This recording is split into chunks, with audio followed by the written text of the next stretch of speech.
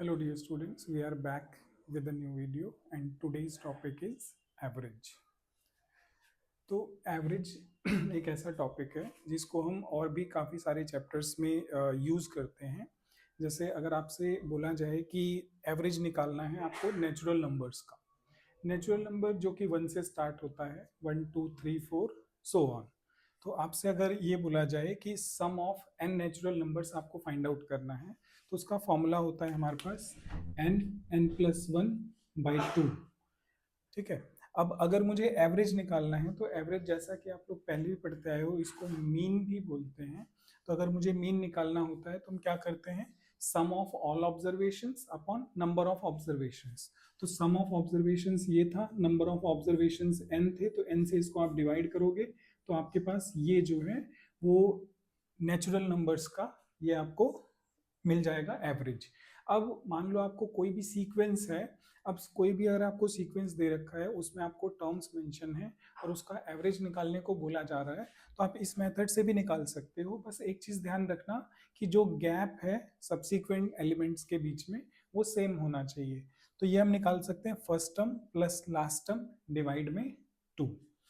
अब ऐसे ही अगर आपसे बोला जाए कि square of N natural numbers, आपके पास एन नेचुरल नंबर्स हैं, उनके स्क्वायर का सम आपको फाइंड आउट करना है, तो उसका फॉर्मूला होता है हमारे पास n N plus one two N plus one by six. अब अगर यहाँ से मुझे एवरेज फाइंड आउट करना है तो इसको मैं एन से डिवाइड कर लूंगा, मेरे पास आंसर आ जाएगा N plus one two N plus one by six. Similarly अगर मेरे पास क्यूब निकालना हो तो sum of cubes of numbers जो होता है N N plus one by two का होल स्क्वायर। अब यहाँ से अगर मुझे एवरेज फाइंड आउट करना होगा तो मैं इसको एन से डिवाइड करूंगा, मेरे पास ये फॉर्मूला आ जाएगा। अब एवरेज पे बेस्ड जो है वो काफ़ी सारे टाइप्स की प्रॉब्लम्स होती हैं, जिसमें एज बेस्ड प्रॉब्लम्स भी होती हैं, बॉलर के एवरेज को लेकर के होता है, बैट्समैन के एवरेज को लेकर के होता है। ठीक, तो इस टाइप से काफी सारे क्वेश्चंस हो। पॉइंट ध्यान रखना कि अगर आपको ये बोला जाए कि आपके पास एक कुछ पर्टिकुलर सीक्वेंस दिया हुआ है, उस पर्टिकुलर सीक्वेंस में जो एलिमेंट्स हैं उनका एवरेज सपोज ए है। अब अगर आपसे ये बोला जाए कि हर एक जो ऑब्जर्वेशन है उसको आप किसी नंबर से मल्टीप्लाई कर रहे हो, सपोज वो नंबर 2 है, तो एवरेज पे क्या इंपैक्ट पड़ेगा। तो अगर आप किसी सीक्वेंस को किसी नंबर से मल्टीप्लाई करते हो तो जो एवरेज है वो भी उतना टाइम्स हो जाएगा। अगर आप सेम नंबर से डिवाइड करते हो तो एवरेज भी उसी नंबर से डिवाइड हो जाएगा। अगर आप हर एक एंट्री जो होंगी उसमें से कोई नंबर सब्ट्रैक्ट करते हो, सपोज 2 या 3 जो भी, तो एवरेज भी उसी हिसाब से सब्ट्रैक्ट हो जाएगा, और ऐड करोगे तो ऐड हो जाएगा। तो इस हिसाब से आप एवरेज निकाल सकते हो। ठीक है। मान लो आपको ये बोला जाए कि if the average of N natural numbers is N, if average of n natural numbers is n, if we subtract minus 2 from the each number, then how will the average of the number get affected। तो आप जैसा कि आपको question में बोला गया कि हर एक नंबर में से आप 2 माइनस कर रहे थे, तो एवरेज भी आपका 2 माइनस हो जाएगा और आंसर n माइनस 2 हो जाएगा। अब इस कॉन्सेप्ट को और बेसिक जो आपका एलिगेशन का कॉन्सेप्ट है, इसको यूज करके हम लोग कुछ क्वेश्चंस को सॉल्व करते। तो फर्स्ट क्वेश्चन आपकी स्क्रीन पर है, आप लोग उसे एक बार ट्राई करो, अगर नहीं आता है तो फिर मैं आपको सॉल्व करके दिखाता हूँ।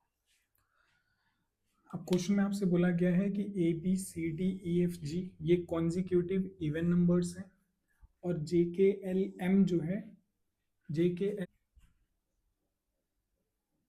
ठीक है, जे के एल एम और एन ये आपके पास कॉन्जिक्यूटिव ऑड नंबर्स हैं, और आपसे बोला है कि एवरेज जो है वो पूरे सीक्वेंस का फाइंड आउट करना है।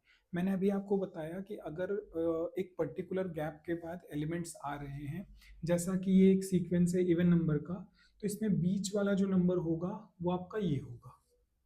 सिमिलरली इसमें जो बीच वाला नंबर होगा वो एल होगा, तो इसका एवरेज आपका एल हो गया, इसका एवरेज आपका, इसका एव, इसका एवरेज आपका डी हो गया, इसका एवरेज आपका एल हो गया। तो फाइनली जो आपका एवरेज होना चाहिए वो एवरेज क्या हो जाएगा, इस सीक्वेंस का डी है, इस सीक्वेंस का एल है, तो D plus L by two, ये आपका एवरेज हो गया। ठीक, के बाद हमारा नेक्स्ट क्वेश्चन है। इस क्वेश्चन में आपसे ये बोला गया है कि एक कोई बॉलर है, उसका ओल्ड एवरेज था 24.85 और न्यू एवरेज जो है वो 24 हो गया है। ऐसा इसलिए हुआ है क्योंकि उसने नेक्स्ट मैच में 52 रन्स दे करके 5 विकेट्स लिए। सबसे पहले आप लोग ये ध्यान रखना कि बॉलर का एवरेज होता क्या है, मतलब एक विकेट लेने के लिए उसने कितने रन दिए हैं, ये बॉलर का एवरेज होता है।